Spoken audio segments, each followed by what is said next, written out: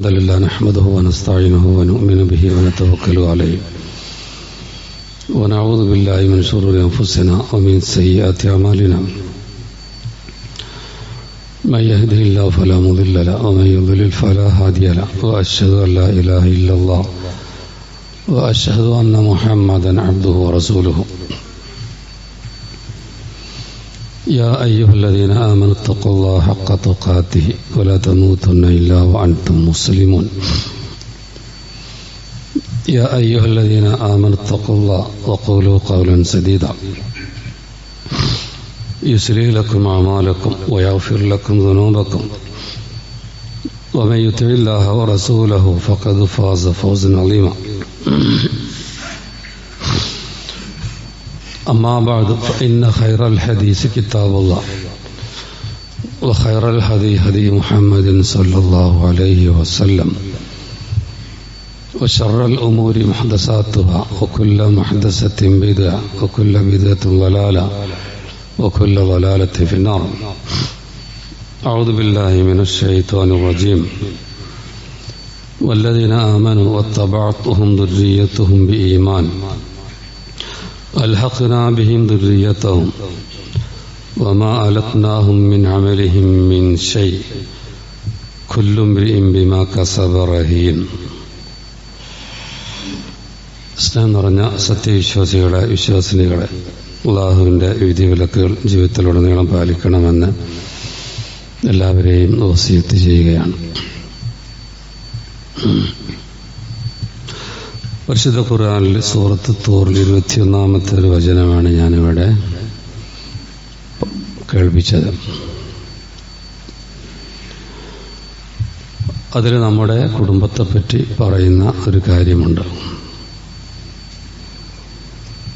നമ്മളൊക്കെ സ്വർഗത്തിൻ്റെ പണിയെടുത്തിട്ട് നമ്മൾ സ്വർഗത്തിലാണെങ്കിൽ നമ്മുടെ മക്കൾ നരകത്തിലാണെങ്കിൽ അത് നമുക്ക് ആലോചിക്കാൻ കഴിയാത്ത ഒരു വിഷയമാണല്ലോ.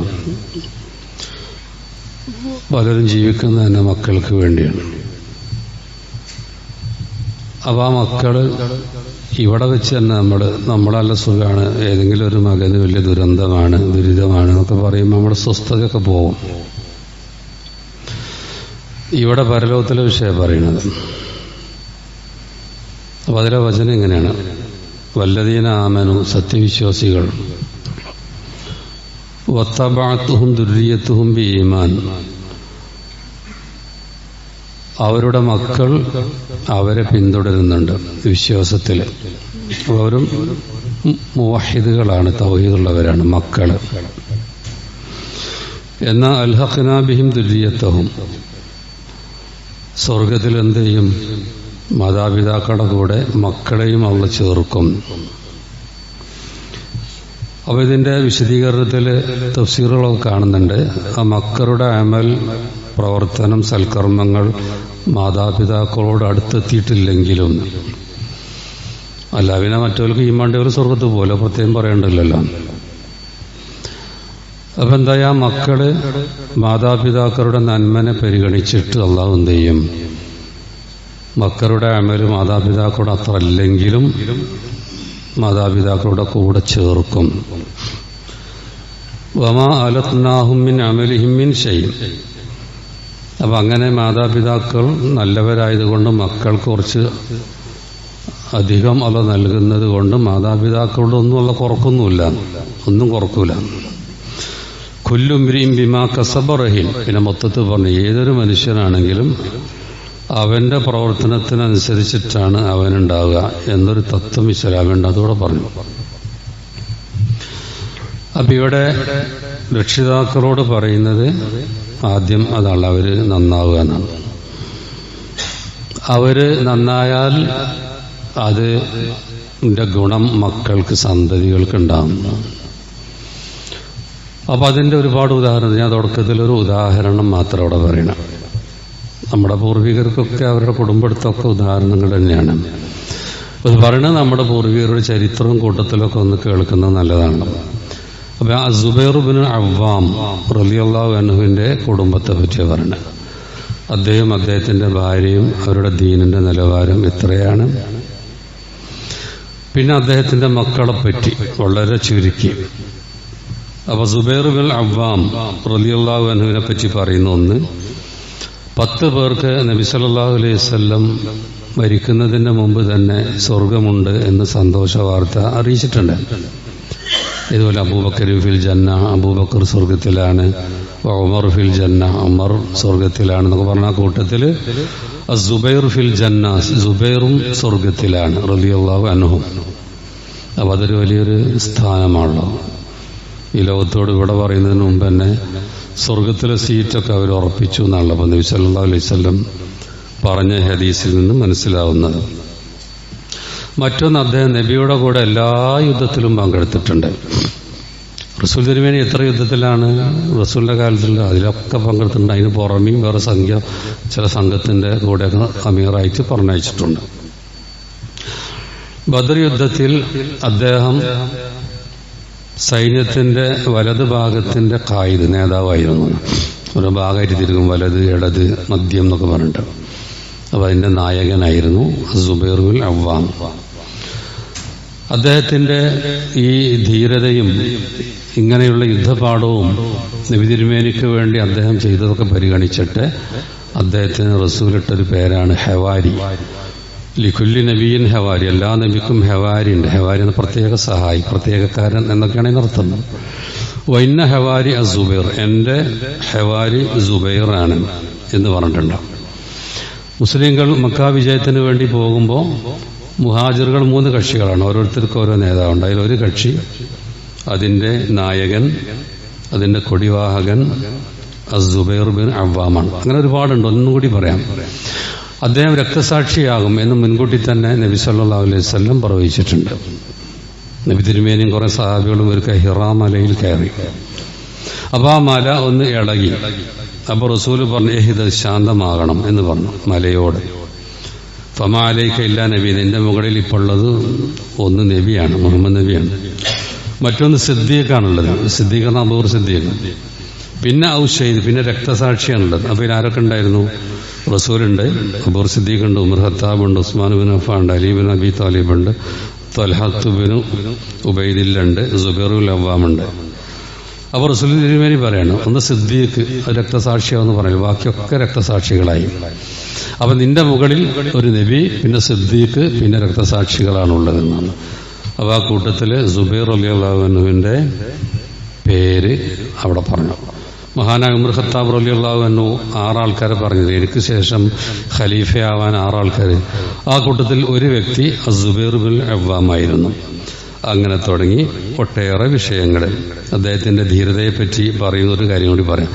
യർമൂക്ക് യുദ്ധത്തിൽ പ്രതിസന്ധിയായപ്പോൾ മറ്റുള്ളവരൊക്കെ അദ്ദേഹത്തോട് പറയും, നിങ്ങളൊന്ന് ശക്തമായി മുമ്പോട്ട് പോയി, ഞങ്ങൾ ബാക്കിൽ വരാം.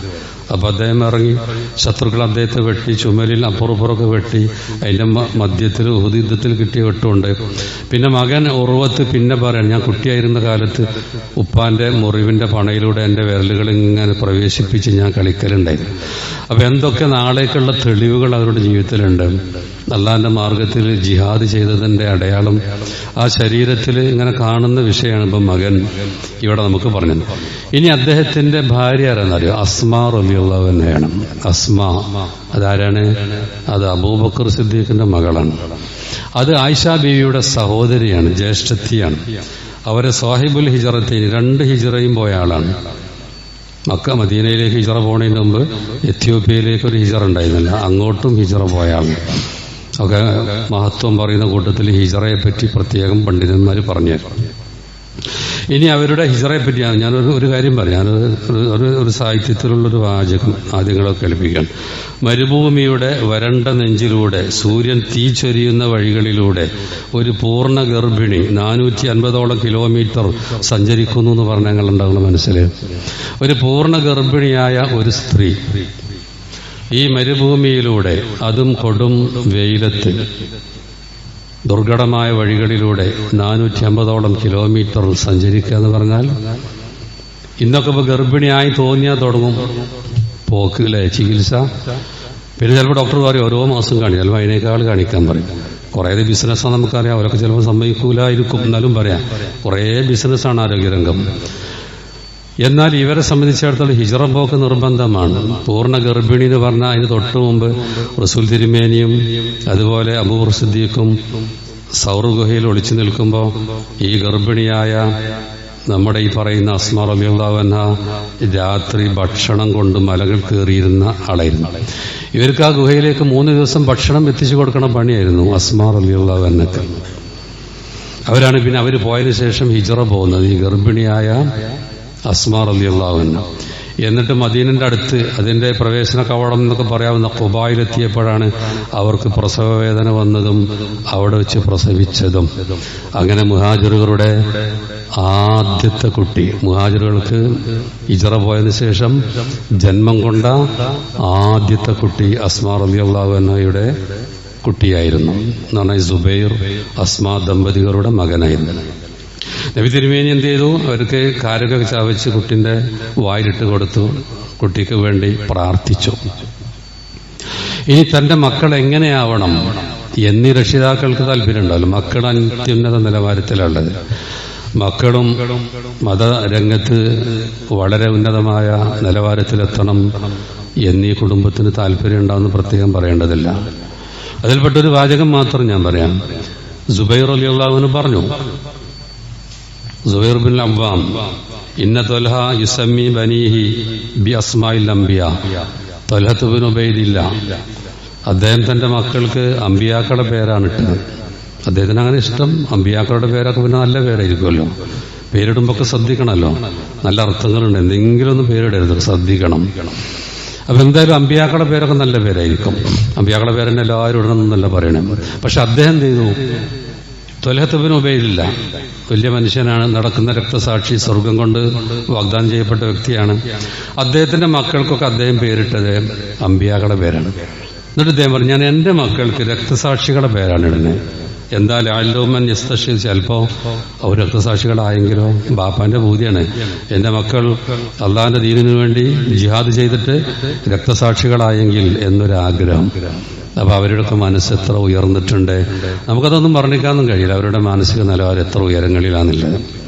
അപ്പൊ അവിടെ ത്വൽഹ അദ്ദേഹത്തിന്റെ മക്കൾക്ക് പേരിട്ട് ഒന്ന് മുഹമ്മദ് എന്നാണ്. അപ്പൊ നബിയല്ലേ, നമ്മുടെ നബി. ഒന്ന് മൂസ എന്നാണ് മറ്റൊരു പേര്, മകന്റെ പേര്. വേറൊന്ന് ഈസ, വേറൊന്ന് ഇസ്ഹാഖ്, പിന്നെ ഇസ്മായിൽ, പിന്നെ സക്കരിയ, യൂസുഫ്. അങ്ങനെ ത്വൽഹ പേരിട്ടതാണ്. എന്നാൽ സുബൈർ മക്കൾക്ക് പേരിട്ടത് ഒന്ന് അബ്ദുള്ള ആണ്. അതെന്താ? അബ്ദുള്ള ബിൻ ജഹ്ഷ് ഉഹദ് യുദ്ധത്തിൽ രക്തസാക്ഷിയാണ്, അതുകൊണ്ട് ആ പേരിട്ടു. മറ്റൊരു മകൻ മുൻദിറിനാണ്. അദ്ദേഹം ബീറുമാവുന്ന ദാരുണ സംഭവം ഉണ്ടായിരുന്നു, ദുരന്തം, ചതിച്ച് വഞ്ചിച്ച് കൊന്ന. ആ കൂട്ടത്തിൽ കൊല്ലപ്പെട്ട ഒരാളാണ് മുൻദിർ എന്ന് പറയുന്നത്. വേറെ ഉർവത്ത് ബിൻ മസ്ഊദ് അസ്സഖഫി, അദ്ദേഹം ഇസ്ലാമിലേക്ക് വന്നതിന് ശേഷം രക്തസാക്ഷിയായ ആളാണ്. പിന്നെ ഒരു മകന്റെ പേര് ഹംസ, നമുക്കറിയാലോ ഹംസ. ഉഹദ് യുദ്ധത്തിൽ രക്തസാക്ഷിയ ഹംസ ബിൻ അബ്ദുൽ മുത്തലിബ്. അതുപോലെ മൂത്ത യുദ്ധത്തിൽ രക്തസാക്ഷിയ ജാഫർ ബിൻ അബി താലിബ്. അപ്പൊ ആ പേര് വെച്ചിട്ട് ജാഫർ എന്നിട്ട് പേര്. വേറൊന്ന് മുസ്അബ് എന്ന് പേരിട്ടു. ഉഹദ് യുദ്ധത്തിൽ രക്തസാക്ഷിയ മുസ്അബ് ബിൻ ഉമൈർ. അങ്ങനെ ഓരോ പേരുകൾ ഇങ്ങനെ എടുത്താൽ നമുക്കിങ്ങനെ കിട്ടും. അപ്പൊ ഈ മക്കളിഞ്ഞ് എടുത്തു നോക്കിയാൽ ഈ മക്കളൊക്കെ വലിയ ഉദാഹരണങ്ങളാണ്. ഞാൻ 2 മകന്റെ ഉദാഹരണം കൂടി ഇപ്പൊ പറയാം. 2. ഒന്ന് അബ്ദുല്ലാഹി ബിൻ സുബൈർ. നമ്മൾ പറഞ്ഞാൽ ആദ്യമായി മുഹാജിറുകൾക്ക് ജനിച്ച മകൻ എവിടെ വെച്ച്? ഹിജ്റ പോയി മദീനയിലെത്തിയ ശേഷം. ആ അബ്ദുല്ലാഹി ബിൻ സുബൈർ അദ്ദേഹം മക്ക കേന്ദ്രമാക്കി യസീദ് ബിൻ അബ്ദുൽ മലിക് ഭരണം നടത്തുന്ന കാലത്ത്, യസീദ് ബിൻ അബി സുഫിയാൻ ഭരണം നടത്തുന്ന കാലത്ത് മക്ക കേന്ദ്രമാക്കിയിട്ട് ആ പരിസരമൊക്കെ പാടെ കൂട്ടി അവിടുത്തെ അമീറായിട്ട് പ്രഖ്യാപിക്കുകയും ചെയ്തത്. കാരണം അധർമ്മങ്ങളും മറ്റൊക്കെ നടക്കുന്നത് കണ്ടപ്പം അവിടെ കേന്ദ്രമാക്കിയിട്ട് അദ്ദേഹം എന്ത് ചെയ്തു? പക്ഷേ ഹജ്ജാജ് ബിൻ യൂസുഫിന്റെ സൈന്യം വന്ന് വളഞ്ഞു. അങ്ങനെ പരാജയപ്പെടും, കൊല്ലപ്പെടും എന്നൊക്കെ തോന്നിയപ്പോൾ ഉമ്മയോട് ചോദിക്കും. ഉമ്മാരാണ്? അസ്മാ റളിയല്ലാഹു അൻഹ, അബൂബക്കർ സിദ്ദീഖിന്റെ മകൾ. ഉമ്മയോട് പറഞ്ഞു, ഉമ്മ പക്ഷെ കൊല്ലപ്പെടും, ഞാൻ കീഴടങ്ങണോ? കൊല്ലപ്പെട്ടാൽ അവരെ നഗച്ചേന്ന് നടത്തും, തലവെട്ടി മാറ്റും, പല പ്രശ്നങ്ങളും ഉണ്ടാവും. അപ്പൊ ഉമ്മാന്റെ മറുപടി എന്താ? ഉമ്മാന്റെ മറുപടി എന്നറിയോ? മോനെ നീ മുന്നോട്ട് പോകണം, കീഴടങ്ങണ്ട. യാ ബനി ഇന്നശാതല യളുറുഹ സൽഹുവ ബഅദ ദബിഹിയ. നീ ഒരു കാര്യം മനസ്സിലാവണം, അംഗച്ഛേദം ചെയ്യുന്ന വിഷയം പറഞ്ഞല്ലോ, ശരീര വികൃതമാകുന്ന വിഷയം. ഈ ഒരു ആടിനെ അറുത്ത് കഴിഞ്ഞാൽ ആ ആടിന്റെ തൊലി നമ്മൾ ഉരിക്കുമല്ലോ. ഏത് ഉരുവാണെങ്കിലും അറുത്ത് കഴിഞ്ഞാൽ അതിന്റെ തൊലി ഒഴിവാക്കിയിട്ടല്ലേ മാംസം എടുക്കല്. ആ തൊലി എടുക്കുമ്പോൾ ആടിന് വല്ല വേദന ഉണ്ടാവും.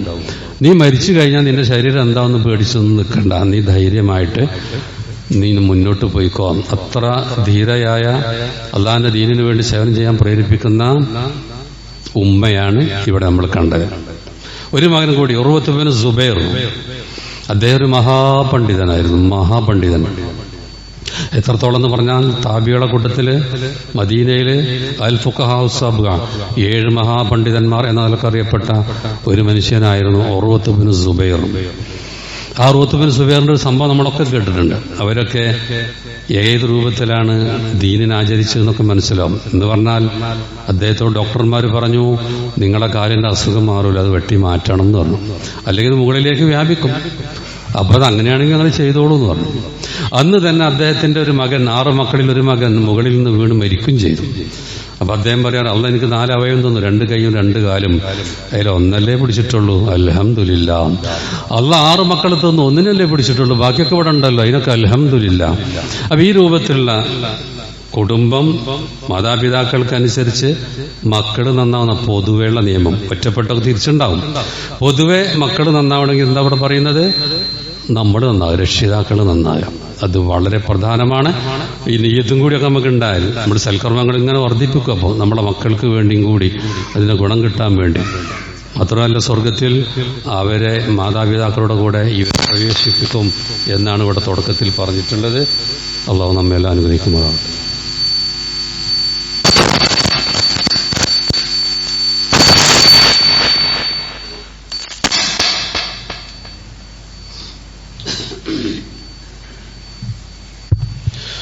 അൽഹംദുലില്ലാഹ് വസ്സലാത്തു വസ്സലാം അലാ റസൂലില്ലാഹ് വഅലാ ആലിഹി വസഹ്ബിഹി അജ്മഈൻ. അമ്മാ ബഅദ്.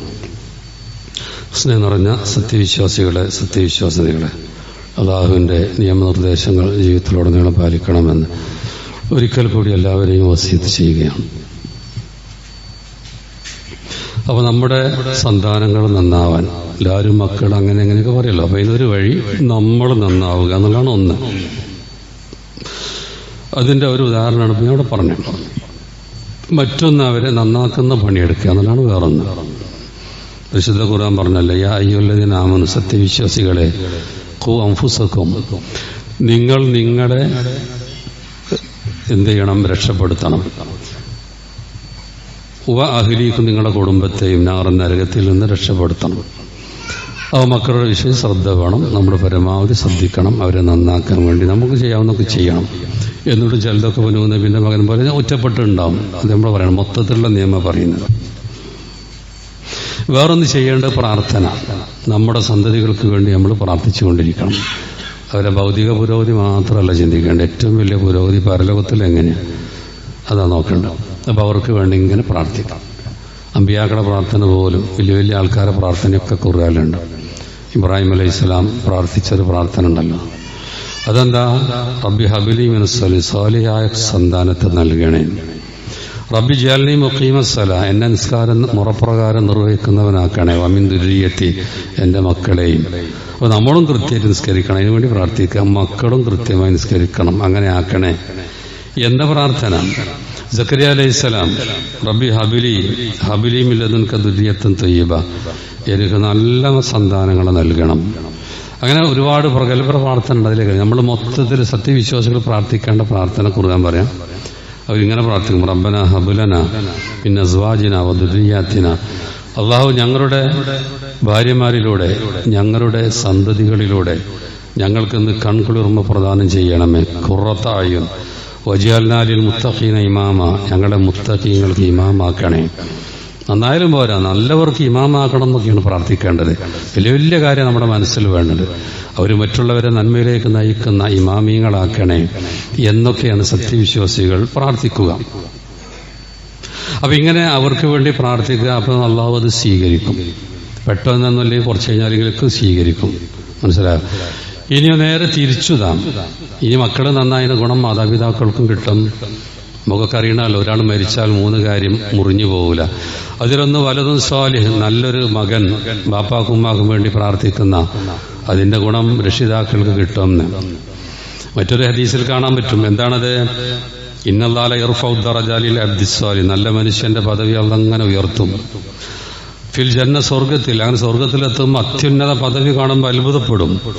അപ്പോൾ അയാൾ ചോദിക്കുമ്പോൾ അള്ളാഹു ഇതൊക്കെ എങ്ങനെയാണ്? അപ്പോൾ അള്ളാഹ് പറയാം ബിസ്തീഫാരി വലതിക്കലക്ക, ഇതൊക്കെ നിന്റെ മകൻ നിനക്ക് വേണ്ടി പ്രാർത്ഥിച്ചത് കൊണ്ട് നിന്റെ പദവി ഞാൻ ഉയർത്തിയതാണ്. അപ്പോൾ മക്കളുടെ പ്രാർത്ഥന അത് നമ്മുടെ രക്ഷിതാക്കളുടെ പദവി ഉയർത്താൻ കാരണമാണ് എന്നാണ് ഇവിടെ നബി സല്ലല്ലാഹു അലൈഹി വസല്ലം പറഞ്ഞത്. മൻ ഖറഅൽ ഖുർആന, ആരെങ്കിലും ഖുർആൻ ഓതി, തഅല്ലമഹു, ഖുർആൻ പഠിച്ചു, വഅമില ബി, അതനുസരിച്ച് അമല് ചെയ്തു, എന്നാ ഉൽബിസ വാലിദാഹു, അവന്റെ പിതാക്കളെ അള്ളാഹ് ആദരിച്ചിട്ട് അവർക്ക് ധരിപ്പിക്കും യൗമൽ ഖിയാമ, ഖിയാമത്തിന്റെ താജമിന്നൂർ, പ്രകാശത്തിന്റെ കിരീടം. അപ്പൊ മക്കൾ ഖുർആൻ പഠിച്ചവരാണ്, അതിനനുസരിച്ച് അവർ ചെയ്യുന്നവരാണ്, അത് മറ്റുള്ളവർക്ക് പകർന്നു കൊടുക്കുന്നവരാണെങ്കിൽ ആ മക്കൾക്ക് എമ്പാടും കൂലി കിട്ടും. അതിന്റെ പുറമെ ആ മക്കളുടെ രക്ഷിതാക്കളുള്ള പരലോകത്ത് വെച്ച് ആദരിക്കുന്ന വിഷയമാണ് ഈ പറഞ്ഞത്. അപ്പൊ അങ്ങോട്ടും ഇങ്ങോട്ടൊക്കെയുള്ള വലിയൊരു ബിസിനസ്സാണല്ലോ ഈ പറയണേ. എന്നാലോ യാതൊരു സാമ്പത്തിക ചെലവൊന്നും ഇതിനില്ല. നമ്മൾ എന്ത് ചെയ്യുക? നമ്മൾ നന്നാവുക, മക്കളെ നന്നാക്കുക. എന്നാൽ നമ്മൾ അതിന്റെ ഗുണം മക്കൾ കിട്ടും, മക്കളുടെ കൂടെ രക്ഷിതാക്കൾക്കും കിട്ടും. അപ്പൊ നമ്മളൊക്കെ ഈ ദീനീ ജീവിതം മുന്നോട്ട് നയിക്കണം. സ്വന്തം കാര്യം മാത്രമല്ല, നമ്മുടെ കുടുംബത്തിന്റെ, അതുപോലെ നമ്മളുമായി ബന്ധപ്പെട്ടവരുടെ, പിന്നെ എല്ലാവർക്കും ഈ ഒരു സന്ദേശം കിട്ടണം എന്നൊരു പൂതിയും അതിലെ പ്രവർത്തനവും ഒക്കെ നമ്മുടെ ജീവിതത്തിൽ വേണം. അതിനൊക്കെ വലിയ വലിയ പ്രതിഫലങ്ങളാണ് അത്തരക്കാരെ നാളെ പരലോകത്ത് കാത്തു നിൽക്കുന്നത്. അതുകൊണ്ട് അള്ളാഹു നമ്മയും നമ്മുടെ സന്തതികളെയും ഒക്കെ അള്ളാഹിന്റെ ദീനിൽ യഥാർത്ഥ വഴിയിലൂടെ സഞ്ചരിക്കുന്ന നല്ലവരുടെ കൂട്ടത്തിൽ ഒക്കെ ഉൾപ്പെടുത്തുമാറാവട്ടെ. എല്ലാവിധ പരീക്ഷണങ്ങളിൽ നിന്നും പ്രശ്നങ്ങളിൽ നിന്നൊക്കെ നമ്മെ ഈ കുടുംബത്തെയും ഒക്കെ അള്ളാഹു രക്ഷിക്കുമാറാവട്ടെ. അള്ളാഹു സുബ്ഹാനഹു വ തആല നമ്മയെല്ലാം ജന്നത്തുൽ ഫിർദൗസിൽ പ്രവേശിപ്പിക്കുമാറാവട്ടെ. ربنا آتنا في الدنيا حسنة وفي الآخرة حسنة وقنا عذاب النار. ربنا لا تزغ قلوبنا بعد إذ هديتنا وهب لنا من لدنك رحمة إنك أنت الوهاب. اللهم اغفر للمؤمنين والمؤمنات والمسلمين والمسلمات. اللهم أعز الإسلام والمسلمين وأذل الشرك والمشركين. اللهم أجرنا من النار. وآخر دعوانا أن الحمد لله رب العالمين وصلى الله على محمد.